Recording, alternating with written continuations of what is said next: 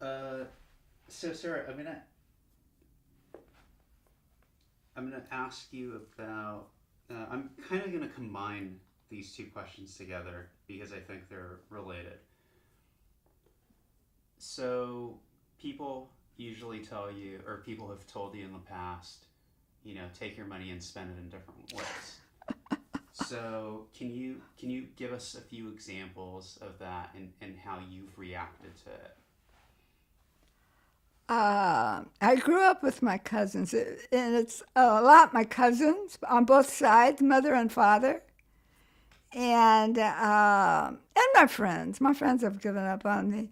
Uh, I living with my folks. I never felt we were in need. There was one part when my father was just beginning. He had started a good business. It burnt down. He goes to another place. The depression comes, and so we were poor. Did I know we were poor? No. I had everything I needed. I've always felt I had everything I needed. And then when I would ask for things that other people have, she has it, why can't I have one? My mother said, you don't have to have everything everybody has. So I grew up with that mentality. I don't have to have what everybody else has. And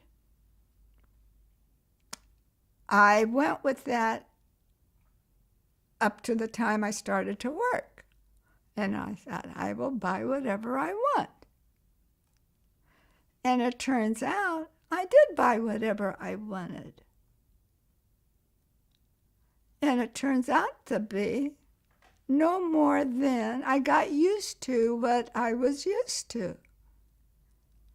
Uh, you know, this furniture, I was surprised. This my mother picked this French furniture when we came. We had, we never got to our dining room set. Uh, that was brought in from somebody had left it in one of the houses that my father was selling, and he brought it here. We didn't have a dining room set to bring, or they didn't want to bring the one we had. And my mother was refurnishing this house. They had a little bit of money at this time, not too much, but just a little bit of money. And my father wanted to please my mother, whatever you want. Uh, the buying person in this house was my mother. And my father always went along with it, whatever she wants. And so she started off. I said, geez, I would never have picked this. I wanted more modern. And when we bought, I love this, whatchamacallit. I love the frame. I love wood, and so I love the frames. I love these are Italian. I like the artwork on it. So I like what she was getting. And we went to the lamps. These were going to be permanent lamps. We just needed for, until, because we were having company come and we needed light. And so we were going to get new lights. And there was a store on La Brea that had beautiful furnishings. And we had set our heart on exactly what we were going to get. And the chandeliers and the dining room set. And the dining room set was one of the beautiful wood. And then all of a sudden, my brother says he's going to get married to this other. Everything stopped. Nothing new was bought. What we had at that moment, Hanami Bichonana. Why do I need it? Their hearts were so broken. But why haven't you? So, well, when I look around, look, if we had this house decorated, I felt I had everything I wanted. Did I want to get married? Yes.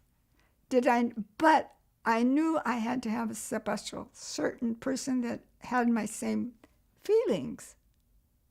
I never saw that. I had friends when I was a kid. We got along. But when I got older, I knew it had to be an Armenian. We didn't belong to Armenian clubs. And they're in the community that we went around, I just didn't run into them. You know, I have since heard of there were a lot of Armenians at UCLA when I was there during those years. There was one Armenian I knew of, and he was on the football team.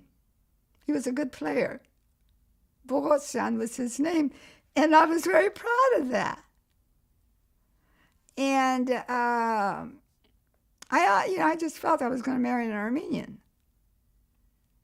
And then at the end, my folks were saying, it doesn't have to be Armenian. But I just didn't go for that. And I don't know why. I was just too much me. And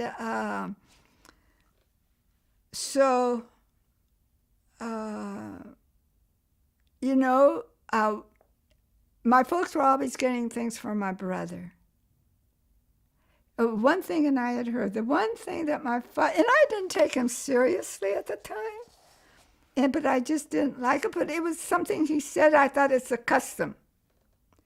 And he would say, for the girls in a family don't belong to that family, they belong to the family she's going to marry into. And so it's like, not paying attention. The fact that they did so much for my brother, they're doing sides, and I really was angry with that situation. Why is he getting it and I'm not getting it? I'm going to stop you because I know that you like talking about your brother, but then... No, I'm not going to talk about Susan. And they got 2 cars for my brother. And I thought, they're not going to get me a car. So all the money, I was getting $20 here, $10 there. So I had saved up $340.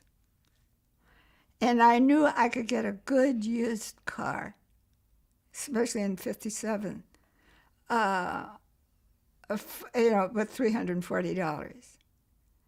And I had put my heart set on that. I'm going to get my car. I had the money for it. And I kept it in cash in my room. And for my graduation, during my graduation time, it's really strange.